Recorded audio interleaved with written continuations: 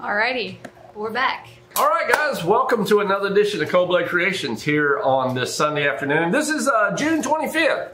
We're going to go to YouTube and Facebook, take out some of your comments at random, and see if we can do some back and forth with you guys once again. This is about, what, the 10th, 11th week we've done this? We've done quite a few. I think I've lost count now. But anyway, you guys like them, and so we're going to keep doing them for now. We're going to go ahead and jump right in. This first question comes from Ed Figueroa, if we're pronouncing that right. We're going to go with that. All right. Alrighty, he said, question, I have a female normal Burmese and albino male Burmese. Both are allegedly het for lab and granite. All babies born this weekend are normal and albino. What happened that I got no lab or granites? Must I now breed these babies to one another to produce the lab and granites? Last, what are my babies worth on today's market if truly they're het for lab and granite? Thank you for responding. I'm headed to a show this weekend, but the babies have not shed or eaten yet. Therefore, will not be able to sell yet. Advice, thank you. All right, Ed. So your question here is one that I'm going to give you. First of all, there would really be a little bit more information needed here. Now, here in your comment, you said that they are het for lab and granite.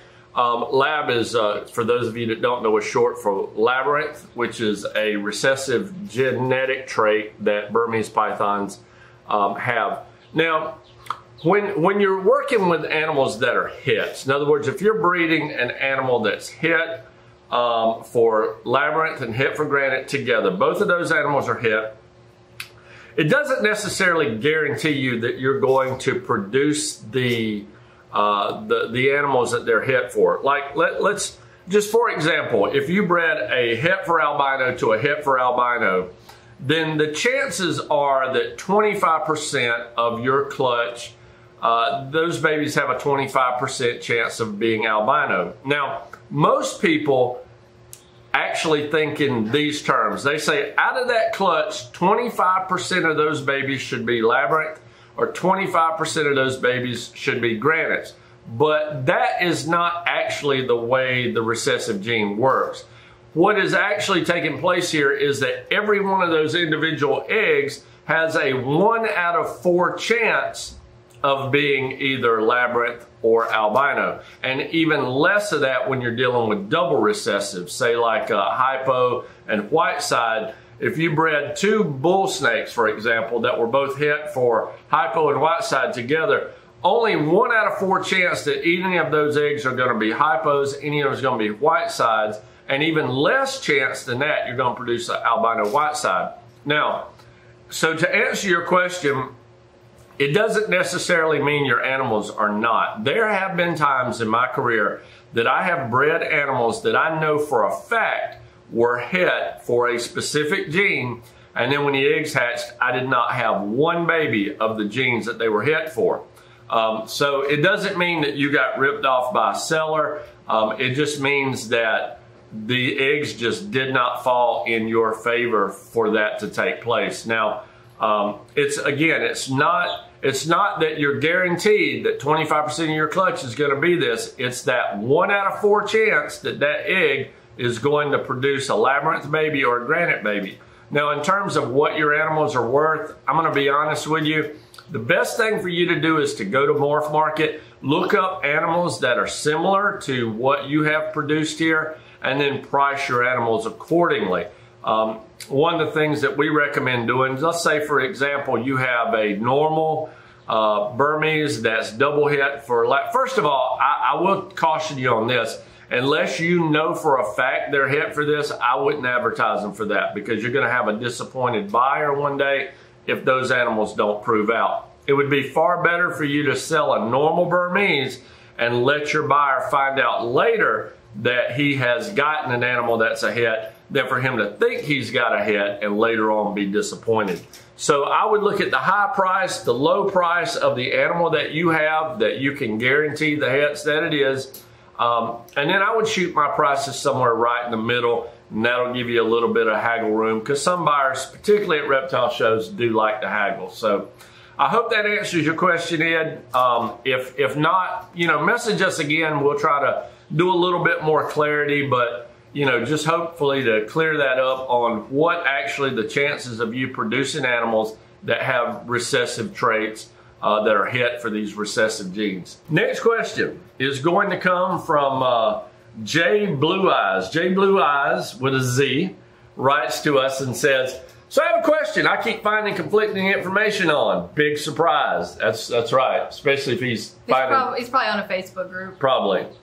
And that is, do you have to put big boxes in the enclosure for female bearded dragons or dig boxes in the enclosure?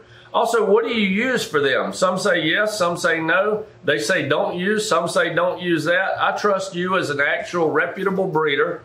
Well, thank you. For your information, I have a 4x2x2 enclosure with a homemade 3D background, lots of climbing and hiding spots, proper basking spots with multiple levels, and a UVB strip inside the enclosure.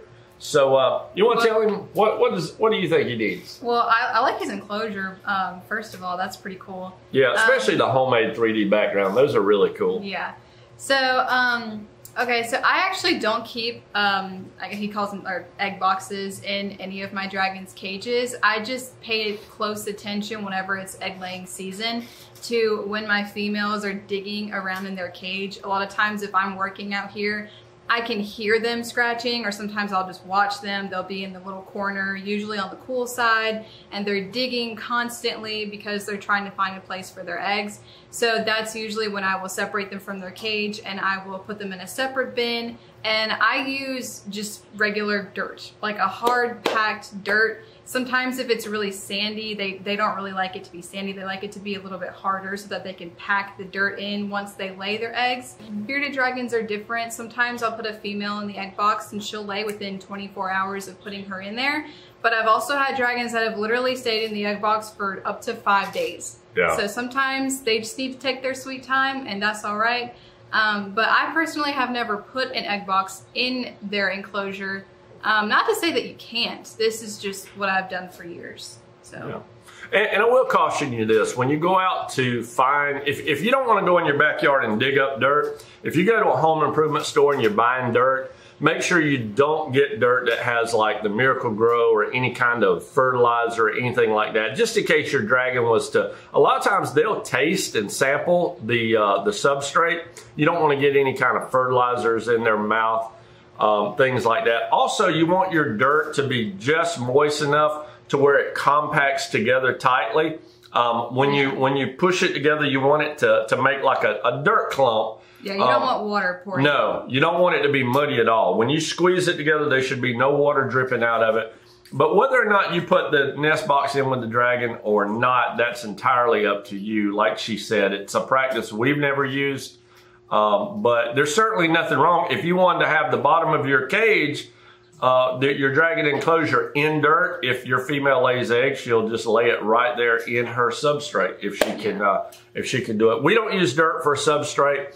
So we hear our dragons scratching around, and that's how we know to take them out, put them in a separate nest box. And that's really, I guess, the main reason why I don't really put an egg box in their cages is because if I did, they would be scratching and all that dirt would just be all over their enclosure. So that's really why I separate them, because it keeps their enclosure clean. And also the box I put them in is a little bit smaller than their enclosure. So I don't have as big an area to do. Not only that, you know when a dragon's about to lay. You know, if you have dirt in the enclosure, if you have a nest box in the enclosure, they can dig that up, lay eggs, and you don't even know it. Yeah. But if you hear that scratching, and it's constant, when they're ready to lay eggs, it's just, they're scratching.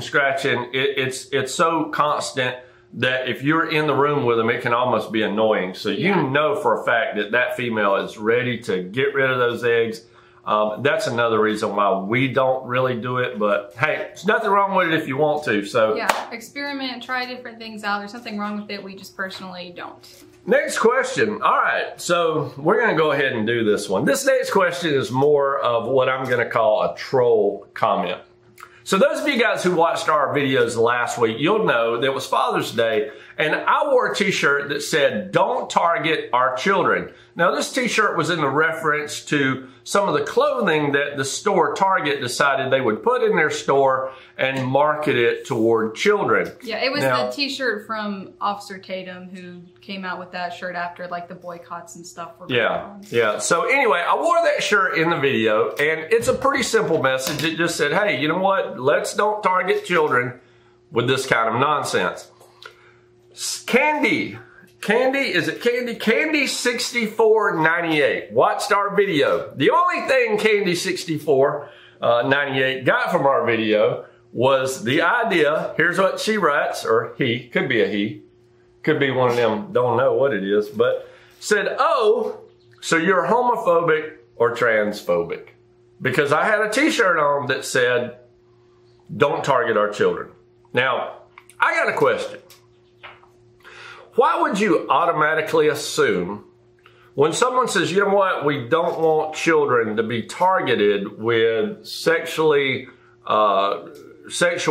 content, whether it be on clothing, whether it be on the internet, whatever, why would you automatically assume that someone that wants to protect children from that's homophobic or transphobic, unless in your mind you believe that those two are synonymous with one another? So Candy, my question to you is this. If I say, let's don't target children, let's don't be, pedophiles, and you say, oh, that's homophobic or transgender, my question to you is, do you believe the two are synonymous with one another? Anytime you say, let's don't target children, and someone says, that's hate speech against our movement, that movement needs to be investigated. Agreed. Let's move on. For those of you guys who are still with us, this next question is from Kara Shea. Yeah, she said, a question I do have though. Do dragons have a pre-lay shed kind of like snakes? I've never bred my girl before. Sorry, this one's hard to read. I never bred my girl, but she did lay me some infertile eggs last year, so I assume she will do that every year now, or no.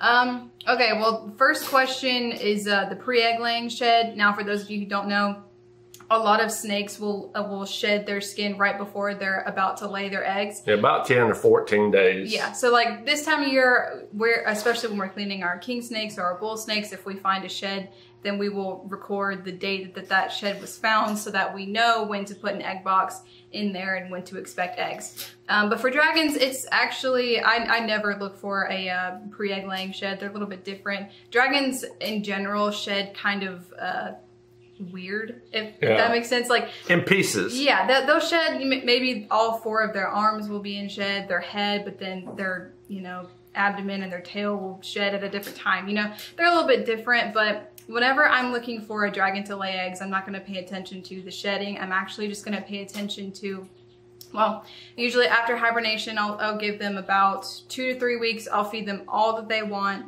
to make sure that the females gain plenty of weight before they lay. And then I'll put them with a male a few times. And then once I notice that they are really starting to gain weight and I can really see, this is gonna sound weird, but I can kind of see the eggs in their stomach. It's like whenever a snake is gravid and you run your hand down their belly, it feels sort of like a string of pearls. You can feel the eggs. And so dragons are kind of the same. If you look at them from the side, you can see these little, it looks like they swallowed some beads or something. A clump of grapes. Yeah, that's basically what it looks like. Like a big clump of grapes. Like blueberries. If they just swallowed a bunch of blueberries, that's what it looks like. And so when I see that, and then like we talked about, and like we talked about earlier, when you hear them scratching or when you see them scratching, that's when I know, okay, I need to put her in the egg box. But other than that, you don't have to look for the pre-egg laying shed. So. Yeah. I don't think, that's a good question. I've never really noticed that, but no, I mean, we've never timed our dragons going into egg boxes around the shed cycle. Now we do that again, like you said, with snakes, but never even gave it much thought with bearded dragons. The way we know is from that scratching. Yeah. And also she was asking about if her dragon would lay infertile eggs every year. And I also want to say we've had some people contact us that absolutely freak out whenever they discover that their female dragon has laid eggs and they haven't bred her. She just laid a bunch of infertile eggs. And this is natural. It does happen in the wild, and it's okay if your dragon lays a couple of infertile eggs. I had some this year from a female that I didn't want to breed yet because I thought she was too young. So I was like, I'm just going to hold her back for a year, let her grow up a little bit more, feed her some more. But she ended up laying a couple of infertile eggs. So, and she's okay, you know. So this happens. So if this happens to your dragon, don't freak out. It's normal. Yeah. Egg biting in dragons is very, very rare. Very rare. And even if your dragon, someone sent us a message and said that they had to put a male and a female in the same cage because one of their dragon's lights burn out. And said the husband said that the male actually locked up with the female, and she's panicking now because she's like, I don't know what I'm going to do with these eggs. Simply, if you don't want baby dragons, if you don't want, you just don't have to incubate the eggs. Soon as the dragon lays them, and they will lay them. Again, egg biting is extremely rare, you know, and so they'll lay those eggs. All you got to do is and they may not lay them all at one time. They may lay, you know, 12 eggs today, and they may lay 2 or 3 tomorrow, and they may lay 1 2 days after that. It's no cause for alarm. It's simply take the eggs if you don't want baby dragons, you know, and toss them aside. You can put them in the freezer if you know, need to keep them for a few days and you don't want them to go bad waiting on trash pickup day or whatever. Just toss them in a sandwich bag, put them in the freezer, and then let them go out in the trash compactor. If you don't intentionally hatch them, they're not going to hatch. So, you know, don't worry about that at all. If you don't want them, simply place them in a freezer bag, put them in the freezer, and after a few days, you can toss them away. All right, guys, this next question is from Gradation. Gradation sent us a message. He says, first, kudos for the comments about how brutal social media can be and how you guys handle all of that. And it's awesome for you and your daughter are such positive influences on this subject. Second, how would you recommend finding a breeder in our local area and to find our first bearded dragon for our teenager? We live in Las Vegas, and when doing a Google search, all we find is pet stores. Well, first of all, Gradation, thank you very much for that compliment. I appreciate that. I appreciate that some of you guys believe we're a positive influence. We try to be. We want to keep this family friendly. We want to keep this you know, channel something that families can sit down and watch, even with their young kids. So thank you for that. And you're correct. Social media, it can be a nightmare sometimes. Absolutely.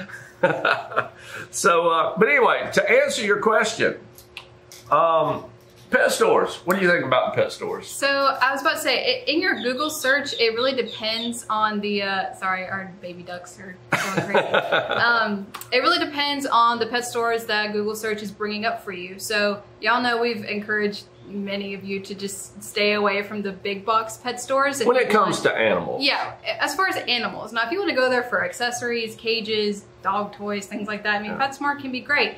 But for reptiles, if you want a healthy reptile, we encourage you to shop somewhere else.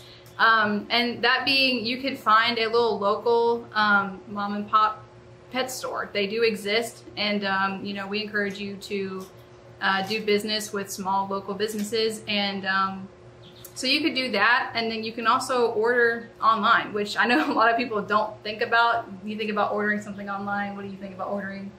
T-shirt. Well, I think about ordering reptiles online because I've been doing this for so long. It's not. Well, okay. Most people would not think to order animals online, but you can. There's several people that you could reach out to.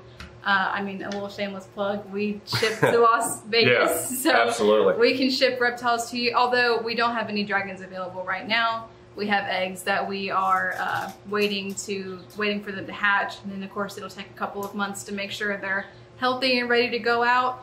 But there are also other people who breed bearded dragons and will definitely ship to you. So yeah, absolutely. You can find, where would you go? Morph Market? Yeah, I would go check out, you know, sites like Morph Market and see. Sometimes you can find breeders local to you that way. There's an old website. I think it's kingsteak.com. You can find some on there. Like she said, you know, if it's a mom and pop small business pet store, that's what we recommend, especially if they're a specialty store, meaning that they specialize in reptiles. Their staff's probably much more knowledgeable. than the staffing that you're going to find in a lot of your big chain stores. So, you know, our first recommendation is to buy directly from a breeder, which means you're probably going to have the animal shipped. Our second is go and support local, small, private-owned pet stores, and anything small business-wise. We're a big proponent of that. And anyway, so hopefully that answers your question. Hey, that's it for today. We are out. We are going to go ahead and cut it off. Thank you guys so much for watching. We do appreciate it. Thank you guys for writing in, asking questions that make these videos possible. And until next week, y'all have a good one.